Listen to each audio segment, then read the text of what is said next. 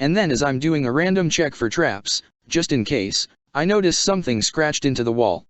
It's a circular pattern filled with obscure arcane runes that we can't recognize. Not even the Warforged who's covered in random obscure runes. The archivist is leafing through his notebooks furiously. Read, the DM is giving him notes on what he's figuring out after he rolls a knowledge check. I know it's kind of silly, but it really helps with immersion when the character who rolls the knowledge check tells you what's up, instead of the DM telling you himself. The archivist, holding up a black handbook and a small rod with a light on the end, it's a seal. Okay, what are we getting at? Archivist, blasphemy. It's blasphemy. It's a seal of an otherworldly being, neither angel nor devil. He crosses himself here. They enter this world through the souls of willing mortals, heretics, and corrupt us to unknown ends. Now mind you, we all know what the binder class is, but good golly, I was impressed with the archivist players acting here. Impressed enough that it was creepy. Anyway. Duskblade, so there's something down here in addition to the Kythons. Archivist, if I didn't know any better, I'd say the Kythons made this. So we press on, very uneasy. Mind you, the whole time, I'm trying to talk to the Kythons, like some kind of warped ranger. I wasn't even interested in diplomacy with them, creepy monsters, but the archivist correctly reminded me that I was probably the first mortal the first material creature to even understand what the Kythons were saying, so I had to try. They won't have anything to do with me. They just won't. I try telling them we only want to find out why nothing will stay dead, telling them to back away before the bloodshed, asking them what the seals we keep finding on the walls mean. They just hiss curses at me, and either disappear into the smaller sub-caves, or attack violently. But as we descend, we notice the Kythons are actually thinning out. What that meant was still open to interpretation. Then we come into a massive chamber. We're on a ledge overlooking it. It goes easily 30 feet down and 50 feet up. The room is around 100 feet to a side, give or take. And there are undead Kythons pinned to the walls, sippled with no limbs, or otherwise incapacitated. A zombified Kython with no lower half crawls up the wall at us meekly. There are also seals carved everywhere. Scratched right into the stone, overlapping each other, seemingly for dozens and dozens of different vestiges. We're all rolling spot checks. The archivist makes it first. Archivist, everyone get ready to run for your lives. A Slaughter King Kython. The granddaddy of granddaddy Kythons. The kind that kill slay masters from boredom. To quote our paladin, wow. That sucks. The Slaughter King. It's scratching the ground. Now would be a good time to remind anyone reading that Slaughter Kings are more intelligent than a human being by a wide margin, 20 int. We don't even know if it's seen us. Then, it hisses, in that strange clicking hiss that only I can understand. Read, the DM gave me a note, leave this place now. I tell the group. The archivist tells me to try to talk to it, while we're all backing towards the entrance. I'm actually picturing this scene. We're God knows how far underground, surrounded by undead Kythons and blasphemous religious symbols. I just say quietly, barely a whisper, I don't think I can. I was serious, I'm trying to think of what to say to this thing, and I'm just terrified. The archivist reminds me that I'm the only one who can even try. So I managed to say one word. Please. The Kython turns to look at us, growls quietly, and goes back to scratching. After a few moments, the area in front of him lights up. We see what looks like a jester with dozens of arms spring out of thin air, juggling dozens of tiny objects. Of course, this is a real vestige, but we don't know that in character. Vestige, sorry there GUVNA, no pacts today, Otherworlds closed up shop. Going out of business, huge sale, everything must go. Insane cackle. Kython, still speaking in growling clicks and hisses, which the DM actually did, knowing I'd just tell the group, and wanted to do a quiet angry hissing voice for it. Angry hiss, how is this happening? The vestige stops juggling, rubs his chin ponderously, and leans to the Kython before saying very slowly, and very confidently. Because we want out. And with a huge insane grin, the vestige turns from the Kython and looks me dead in the eyes. Says in a boisterous friendly grin, I'm still mad at you. And then winks out of existence as fast as it came in, while the Kython pounds the ground in a fury and tears off one of the undead Kython's heads, throwing it at us, and scattering away into some dark hole. Sweet merciful MacGillicuddy. Anyway, To tighten things up a little here, we press forwards, and down through the dark hole the Slaughter King went in. Everything was covered in slime, there were bones and dead body parts everywhere. By a few checks revealed that they weren't human, or even surfacers' bones. There was apparently a whole ecosystem that went much, much deeper into the caves, of which the Kythons were only a part. We found the Slaughter King deeper down, checking over a bunch of scratched-in runes that were, apparently, his notes. He wasn't interested in the surface, he wasn't even interested in killing us, though he said repeatedly that he would kill us if we didn't leave. I managed to convince him we would gladly leave, in one piece, but we didn't know what was going on and could he please just tell us anything. We got some facts out of him. There's a lot more vestiges than anyone, scribe, scholar, cleric or binder has ever heard of. In fact, there's millions. Billions. Countless. Most of them are weak, powerless, but they still exist in the nothingness. No sensation, no communication. Nothing but black. Enki timeless black, forever. Kythons, who were originally created by fiends trapped on the material plane, weren't just a fluke experiment. There were seeds of intent lain in their race. The demon prince Arcus intended to use them, in ways unknown, to reclaim the vestige tenebris from the nothingness and reclaim the measure of divinity he achieved. Kythons have some innate knowledge of binding, but don't actually do binding themselves, they just know about it. Whatever's going on, the Kython didn't know, and is trying to find out. It's big. Something's wrong, the tether of the planes are fraying, and vestiges have apparently found a way to push themselves into the ethereal plane, hijack people's souls, and use them as more than just temporary pacts. They're piggybacking back into reality on them and taking them over.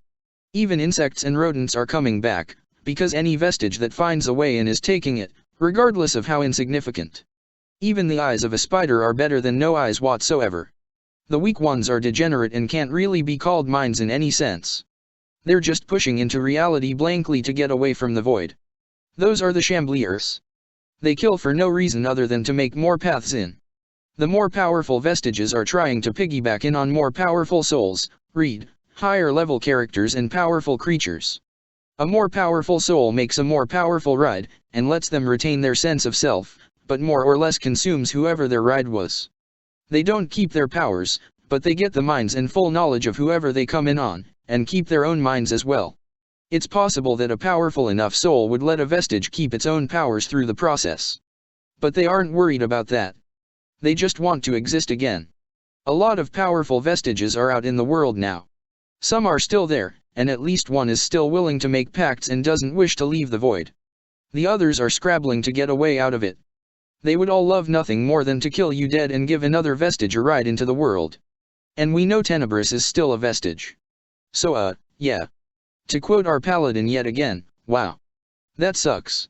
And it does. It does indeed suck. The Kython ran down another hole eventually, but promised that if it saw us again, or if we hassled it in any way while it tried to figure out what was going on, it would shred us to ribbons. We had a hard time convincing the Warforged not to attack the Kython. All he wanted to do is kill Kythons. We came back to the surface in dreary silence. We were all kinda stunned sick actually, we have no idea what to do here. We made it back to the village, and they let us rest there for a while. We also went to another village, me in a heavy black hood and only coming out at night, and we managed to convince the Warforged to act like he was just a golem under our control to avoid real trouble beyond a what the heck reaction. Refreshed our supplies, got some gear for the Duskblade, who the DM has allowed to come up to 7th level with us now. So, I'll put a breaker in here for the current climax, which is going to get picked back up tonight. The Archivist asked us if we'd mind returning to the mainlands instead of exploring the rest of the island. He wants to get to church and pray with his brethren, but also to report what he's discovered and try to get some backing from the church at large for us to continue our explorations on the subject, though we admit to not being sure where to go from here. We also need to let them know they're missing one semi-famous cleric, and that the paladin is officially leaving his path. Staying virtuous and noble, and remaining with the church, but will no longer advance as a paladin itself. The DM is letting him keep his abilities in this setup, which we all think is fair. So, we start sailing back to the mainland. It's not a pleasant ride. We see a lot of undead sea creatures actually.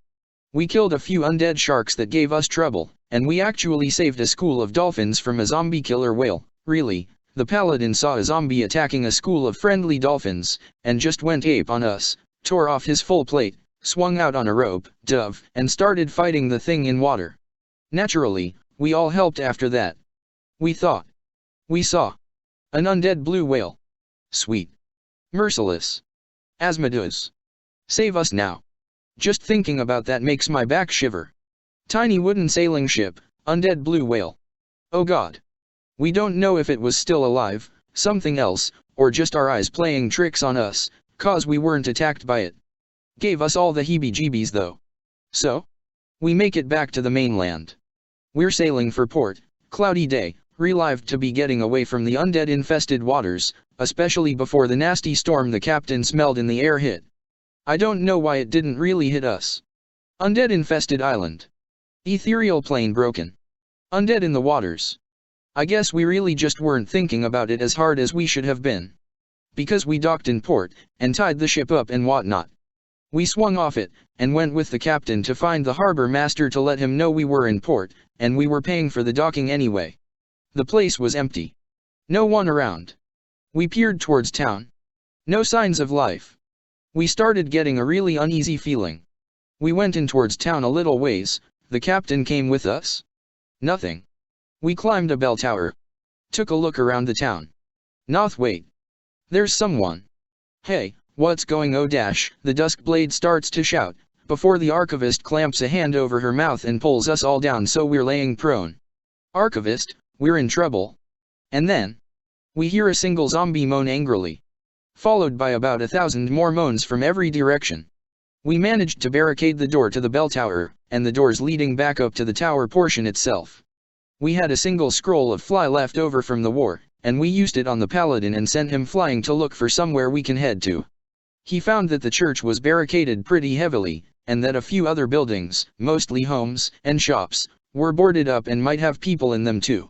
We just have to fight through streets literally flooded square to square with zombies to get there. To quote everyone. Wow. That sucks. Side notes. Spoiler. Hide. So that's where we're standing right now. We're gonna game for a few hours tonight, and hopefully tomorrow night too, but definitely Tuesday. We'll see where this goes, I guess. Edit. Think I forgot to mention. The Warforged really does not care about what's going on. He's staying with us cause we're friendly towards him and he doesn't really have anything better to do without an owner. He's got a dispassionate outlook on everything, mainly because if he gets destroyed, that's that. No undeath, just a question of whether or not someone will repair him at some point. Still, he's party loyal and utterly fearless. As for vestiges, yeah. They don't really exist in the same way anything else does. They are literally nowhere, don't truly exist in any way we can understand, and aren't even really creatures/outsiders/ECT of any type. They don't even have alignments. They just are. Or aren't.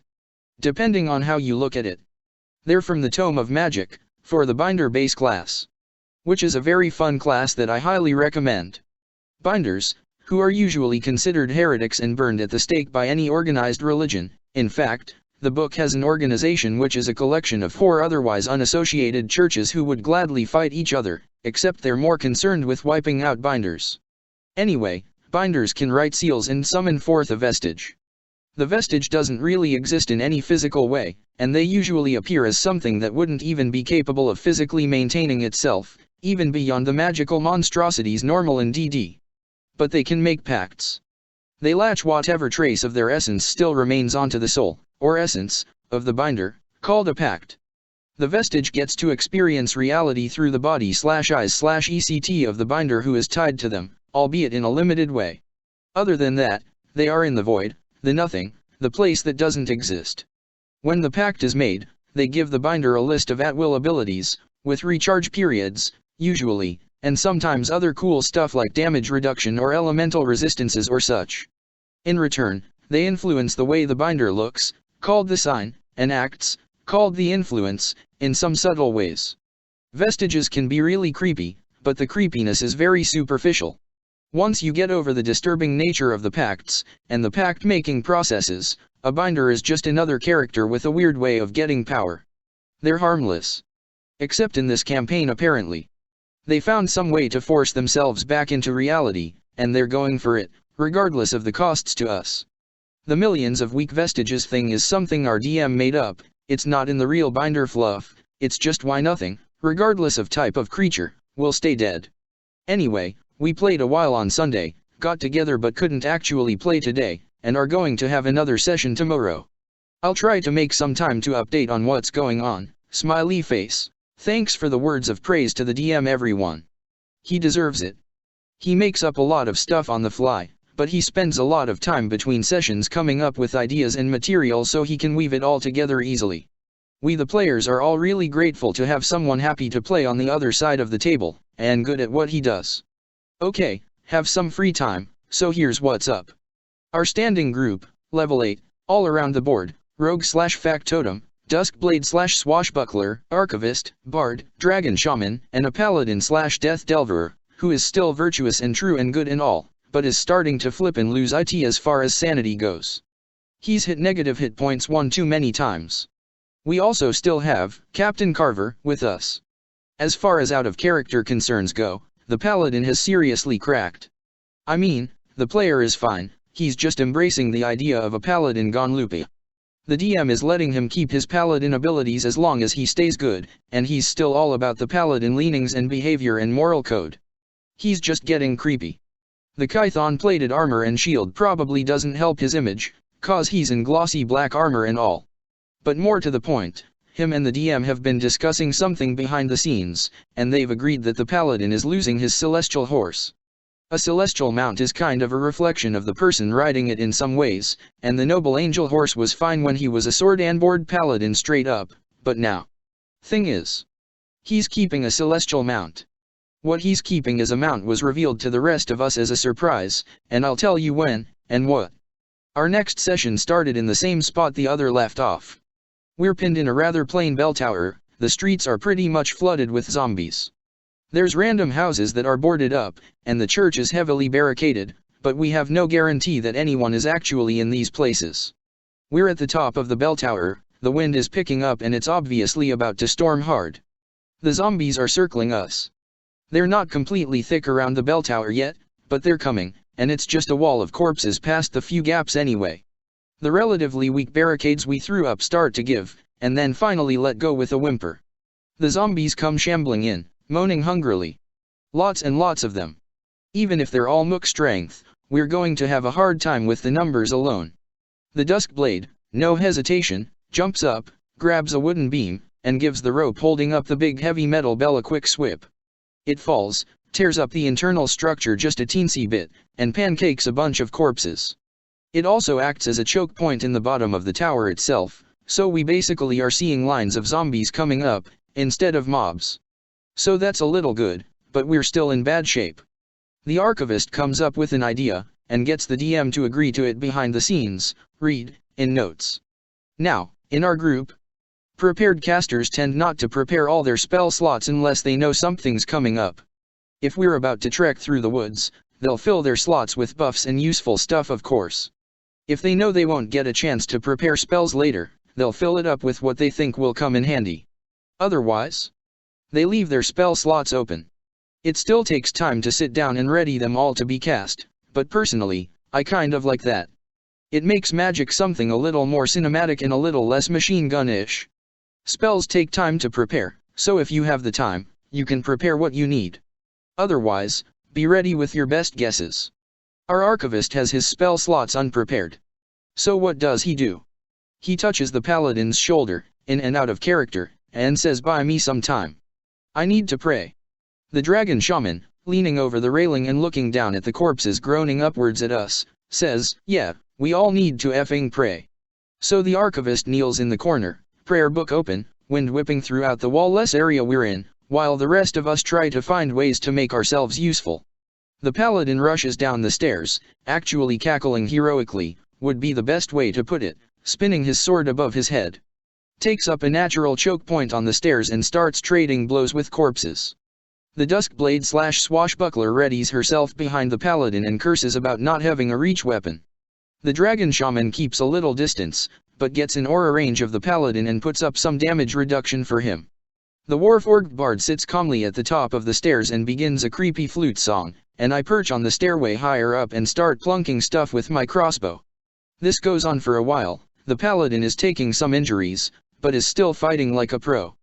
The bodies are piling up in front of him and slowing the zombies down, but also confusing matters some. They all look dead anyway. I can't tell what I'm chopping at. It's just a wave of teeth and rotten faces. Finally, the archivist shouts down, "I'm ready, I still need more time," and starts climbing outside to get to the pointed roof of the freaking bell tower. In what's about to become a torrential downpour. Lunatic.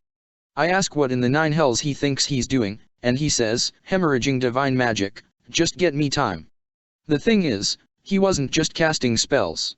He was giving spell slots, but he was also asking for a miracle in a way. He's perched up there, clinging to a lightning rod, and reaching up towards the sky. Fog and vapor are drifting past, and he's running his fingers through it, mumbling chants and giving up his spell slots. All of them. 4. The storm breaks. The DM makes him roll a reflex save, failed, and takes heavy electrical damage, and is temporarily deafened, but survives it. Slides down the rooftop weakly, the bard grabs him and pulls him in, and the downpour begins. The downpour with faint but present traces of holy water throughout the entire cloud system. Oh yeah. Apparently, the archivist got his miracle. He gave up his spell slots for the day. All of them, to pour as much divine and personal energy into the air as possible. He cast Bless Water a few dozen times in every spell slot he had available, except 0 level, and prayed that it would distribute throughout the clouds. And it did. It wasn't killing anything, it was too diluted. But the zombies were flailing and collapsing in divine agony. The more vaguely not stupid ones shambled for cover, but most of them just collapsed groaning in fury. And it got us what we needed. With the Warforged Bard carrying the injured archivist, yeah, not anything in DD rules, but the DM and us all agreed that he wasn't going to be sprinting after getting hit by lightning, high level, or no, we broke for it. We fought viciously through the zombies still in the bell tower and broke out into the rain. Heavy rain. Heavy, holy water rain. Seems like we're forgetting something, seems. Oh right, I'm not freaking alive anymore. So I start screaming in agony too, much to everyone else's surprise. Luckily I'm a player character. I'm taking divine damage, one's not even dice, and sporadic at that, but still. I manage to put on my gloves while we run and put up my heavy black hood. I also dig through my packs and manage to find a plain cloak to hold over my head, which doesn't do much, but the one divine damage thing came less often. Jeez. So we make it to the church and start hammering the doors and shouting as intelligently as possible. "Please, we're alive, let us in." And? After a moment, we hear running towards the doors. A slot opens up, and we hear a lot of confused conversation, but the guy at the door says, "Go somewhere else." Another voice behind him shouts, "Open the door, Gregor." Enter a shouting match. He's refusing to risk opening the locked door. People behind him are agreeing. People behind him are shouting to open it anyway. "We can't leave them out there, it's too dangerous. Open the god door, it could be a trick, ECT. We're shouting at them to open it. It's not a trick, for God's sake, the zombies are weakened but still coming for us. Me? I'm shrieking in burning divine pain. The paladin, in a panic seeing me in pain, starts slam-kicking the door to get it open. The group gets even more riled up, the screaming is reaching a peak, the zombies' wails are getting closer, angrier, and hungrier. DM, Silverclaw, you take one more divine damage. Me, oh F it. I go ethereal and through the door, ready for trouble. Everyone, DM included, jaws dropped. Anyway. I ask if I catch Gregor, the guy at the door, off guard for a sneak attack. The DM says, "You just turned into a specter, floated through the door at 60 feet around, and dropped back into a solid shape with a thud. You're darn right you caught him flat-footed." So I elbow him to the back of the head, unarmed attack, sneak attack, subdual damage. With the sneak, it was enough to send him way down for the count. I throw the wooden beams back and start unlocking the door. The paladin kicks it in, breaking the last few locks, and in we come. A big wild-eyed guy with glistening black armor and a sword and shield, also glistening black, a freaky rune-carved golem holding a singed and injured dark-eyed archivist, who, really, are creepy no matter how you cut it. A dragon shaman who's starting to show traces of lizard, and, well, I guess the Duskblade schoolmarm with a rapier still looks pretty normal, but drenched. We immediately slam the doors shut and start re-barricading them. I'm sizzling like a smoke bomb, and start tearing at my holy water-soaked clothes and stumbling and screaming in a pained panic. The Warforged sets the archivist on a pew and makes sure he's okay. Edit also, I forgot to mention. Captain Carver got red-shirted on the fight through the rain and edit. So, now I'm basically naked. And dead. And smoking with holy acid. And stitched together. Someone in the crowd, she's one of them. Paladin, no she's not. Someone else, who the heck are you? Paladin, readies sword and steps between me and the crowd, someone willing to die defending the innocent. Crowd, you killed Gregor. Other part of the crowd, no, he's still breathing. Someone else in the crowd, pointing at the Warforged, what the hell is that thing?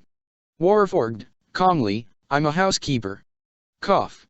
Also, for anyone who wonders if my group can keep in character and out of character stuff separate, and wonders about group dynamics and things like that, the paladin who was ready to die defending me from an angry crowd?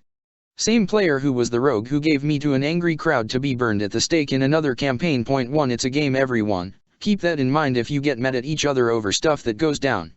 1. Said event can be found at the bottom of this post. So, anyway. I managed to scrounge up what basically amounts to a hobo outfit from the dry miscellaneous gear we had in our packs. A lot of nothing, tied cloth, cloaks folded into each other and held together with pins. My armor class sucks, but at least I'm not naked. We managed to get the crowd convinced that we were the good guys, somehow, but they remained pretty divided and not many of them trusted us. We got the archivist healed up, but he was completely out of magic. He's basically down to dark knowledge as far as class abilities go. The dynamics of the crowd were fairly interesting, as was their situation. They'd been in the church for days and days, no one trusted each other, they still weren't sure what the heck happened, they were out of food for the past few days, a lot of them were dying or disappearing. It was actually a little confusing.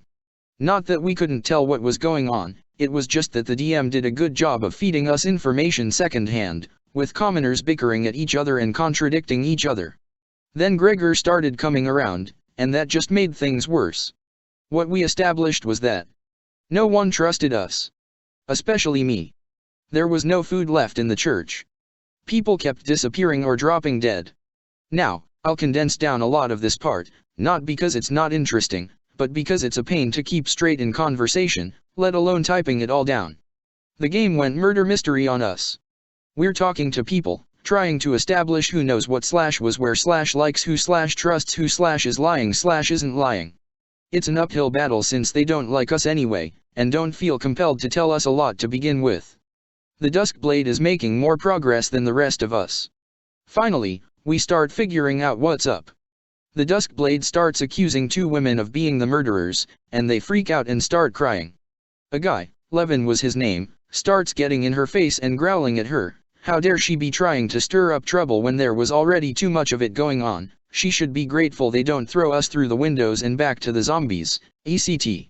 Duskblade, my hair's still wet. DM, you're all drenched, except for Silverclaw who took the time to dry off specifically because she was burning to death. Duskblade, I wring out my hair casually, catch a handful of the water, and throw it in Levin's face. Oh hell yes. We figured it out, well, she did. Well, the player, he, controlling her did. Whatever. Levin screams, the same way I screamed, and falls back clutching his burning and smoking face.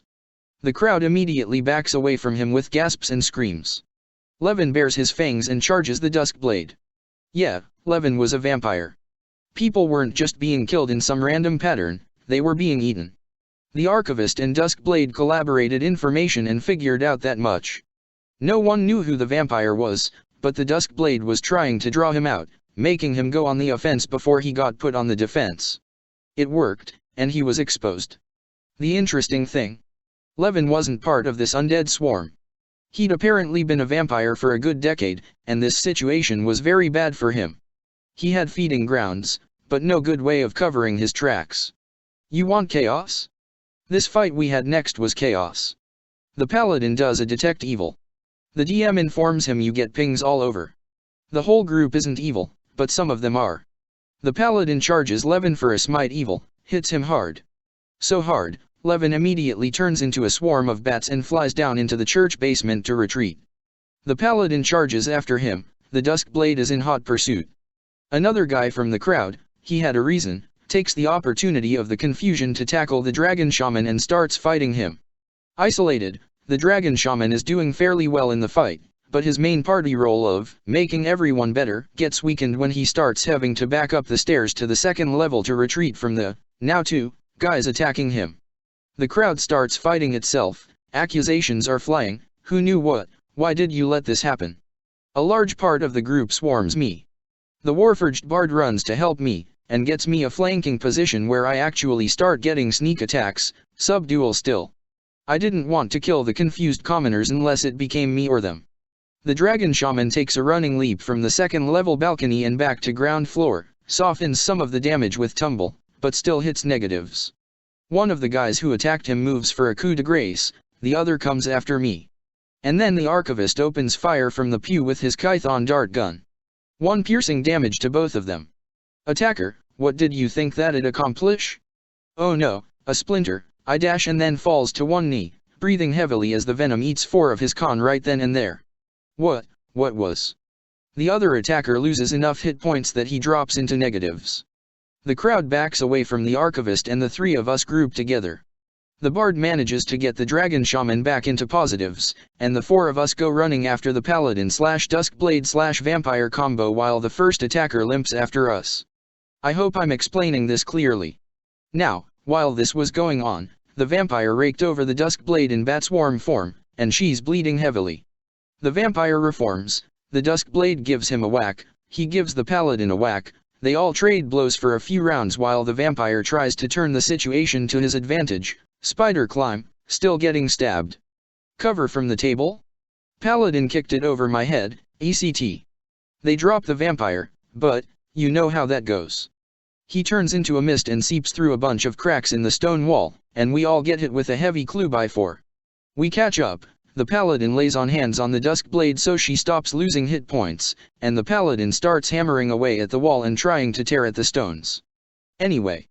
We get through the stone wall with some effort, and we find stone passages filled with spiders, webs, dust. A few doors here and there leading to other hallways and rooms. We know there's a vampire coffin in here somewhere, but it looks like something more too. There are unholy symbols, small altars, bloodstains. After a few looks around, the archivist informs us that it's a temple to the demon prince of undeath, Arcus. It's less of a full-blown temple, but it's likely a place that a cult of Arcus can meet in secret. The layout also suggests that it will lead to under the cemetery too. We trek in a ways, carefully. We're looking for a vampire coffin after all, it's recovering down here somewhere. But after a few passages, we hear a thunk behind us. An oil barrel was just punctured and pushed over by the guy who attacked the dragon shaman, and it sloshes around our feet. He's looking sickly from the venom, but is standing strong. He strikes a torch and gives us this line. Arcus prefers his sacrifices be made in the darkness, not the flame. But this will have to do, and starts lowering the torch to the oil. Paladin, out of character, then I guess it's time for me to summon my mount. Warforged, out of character, yeah, a horse probably won't help us much down here. Paladin, yeah, I don't have a horse anymore. Trust me. The DM smiles slyly, and tells us what we see. A dark shape melts from the ceiling and descends slowly towards the attacker. We can't make it out in the shadows, but it's big. Paladin, in character, to the attacker, as a warrior of all that's virtuous and honest in this world, I need to inform you that a giant spider is about to attack you from behind. The attacker smirks. And finally we see it. The flame from the torch reflects off its segmented eyes, and we see the dark, but somehow silvery carapace of a celestial monstrous spider grapple the attacker effortlessly and spin him up in a bundled web before pulling him up and dropping the torch to the stone ground harmlessly. Celestial monstrous spider? Yup. Our paladin has a brand new bag. And it's awesome. First off, a silvery carapace and golden eyes. Oh yes. And it's slower than a horse, but it has a climb speed, and webs, no venom. Paladin spiders don't get venom, fair enough. And he can ride it, and it's intelligent, and friendly towards us. I think it's less physically durable than a horse, but I don't care. Celestial Spider Mount. Our paladin is still a good guy, and a warrior of paladin morals. But he's become, dark and insane enough that heaven isn't giving him a horse anymore. He's gonna be riding around on a large-sized spider. And I fully approve. Anyway, more has actually happened since then, but I'm getting tired, and the writing is starting to wear on my mind. We managed to find the vampire's coffin and stake it. The townspeople are pretty overwhelmed at this point. Too much going on. The zombies, the murders, us busting in, the vampire, and now there's a demon-worshipping cult in town and we have no idea who are members of it.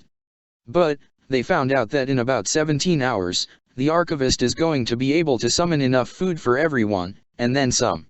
It's going to be bland oatmeal, but nutritious, and people on the brink of starvation usually aren't upset about oatmeal. Suddenly they like us a whole lot more, which is fair I guess. They've even agreed not to kill me when no one else is looking. I'm still wary though. The paladin has opted not to let them know he rides a giant spider. Seems, yeah. But we found a few rooms full of ancient religious lore, and a few useful items. I even found some decent makeshift armor that's good for me, and a collar that keeps me under a constant, gentle repose, to prevent me from rotting so the archivist can use his spell slots for more important stuff. The collar was the vampire's actually. So, yeah, when I have more mental energy, I'll keep going. But I will say that I don't think the BBEG will be a straight-up vestige. If we even have one straight-up like that, our DM doesn't always give us one big muhaha kinda guy. In fact it's kinda rare. I also don't foresee a MacGuffin, but it is possible. That's another thing our DM doesn't like to do, big, OMG reach this to save the world, buttons. I don't know how this is going to go down, truth be told. Also, we're higher level at this point, but we were 8 at the start of this section, so yeah. The psychos of the party are sleeping in the stone cellar/hidden temple of the church, for lack of better locations. The vampire is staked and beheaded, we've got some loose upgrades to our total party wealth, and the commoners we're with are actually kind of fond of us, even if we creep them out, because the one who mumbles constantly about evil things in the dark and chews his nails compulsively, Archivist, occasionally comes out of the cellar and summons enough oatmeal to keep everyone in good health. The paladin finally named his mount, Gold Widow, and the people learned about it when we started making runs out throughout the town looking for survivors. We made a ladder system out the second-story window so we could get to the roof of the church, and the paladin summoned his giant spider mount. One of the commoners responds to seeing the paladin riding around the outside of the building on a silvery spider. Throw up hands whatever, sick of this, things are normal and then boom, zombies, giant spiders, vampires, I don't care anymore, just don't let us die. Anyway. The archivist learns some decent new spells, and discovered more about the Arcus problem. Now, for anyone who doesn't know a lot about DD demons, or binders, I'll summarize what's up and what we have figured out. Arcus is a demon lord. Arguably, he's one of the 3 most powerful demons in existence, warring with Demogorgon and Graz-ZT, 2 other demon lords. At one point in this endless parade of death and slaughter, Arcus was killed. Arcus was resurrected however. A surge of negative energy transformed him into the undead demon, Tenebris, who became so wrathful and powerful that he even became a deity. For a time, Tenebris existed in this form, trying to find a way to return as Arcus instead of as Tenebris, until one way or another he too was killed. His power managed to cause Arcus to rise once again, but as a living demon, not a god. The power of his divinity, Tenebris, faded into the nothingness between nothings, the void that vestiges reside in. Now, the binder base class, using pact magic, can summon forth Tenebris, as with any other vestige, and bind him to their soul, granting him the ability to experience existence in exchange for some taste of his power. This was all official DD stuff, not something our DM made up. Arcus, however, is not happy with this setup. Arcus doesn't want to be a demon prince, he wants to be a god. He struggles to, among other goals, steal Tenebris back from the void and regain that measure of divinity. And apparently, he found a way. Or at least, we can only assume. Which leave us with exactly Bubkiss. We're level 9, 12 now actually, but 9 at this point, and we discover that the world is broken because one of the 3 more powerful beings in existence did something horrible. Sounds like business for the gods, right? Except divine natures, 1, aren't simple, and 2, aren't something they just chat with mortals about. We kinda feel hopeless here. To distract ourselves from how helpless we feel, we spend some time trying to get the town in some semblance of working order. There's too many zombies to just start hacking away at, even with ranged weapons and magic it would be a waste of effort. So our paladin weaves a web from the top of the church to the next building. And so on. Meanwhile, we're using whatever material we can find to build makeshift ladders/bridges, and laying those between other rooftops. We didn't find many survivors, but the people can now move across the rooftops, and we did save a few of them, though they all freaked out when they saw their champion come descending down on a strand of spider silk and a monstrous vermin. The dragon shaman can spider climb at will, thanks to his dragon type, so he used that to good end as well. While we were doing this, our archivist, who took craft wondrous items, is warding some of the hallways with divine traps to prevent anything from coming in that way, and crafting something for the townspeople. He made a series of dishes with lids that, once a day,